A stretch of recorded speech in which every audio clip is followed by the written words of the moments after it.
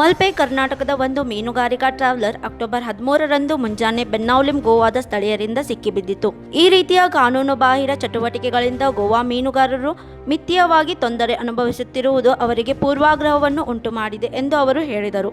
ಸಮುದ್ರದಲ್ಲಿ ಬಿಸಿನೆಸ್ ಮಾಡುತ್ತಿರುವವರಿಗೆ ಗೋವಾದಲ್ಲಿ ಜಾರಿಗೆಗೊಳಿಸಲಾದ ನಿಯಮಗಳನ್ನು ಉಲ್ಲಂಘಿಸುವ ಮೂಲಕ ಗೋವಾದಲ್ಲಿ ಭೂಪ್ರದೇಶದ ಮಿತಿಗಳಲ್ಲಿ ಪ್ರವೇಶಿಸುತ್ತಿರುವ ಟ್ರಾವೆಲರ್ಸ್ಗಳು.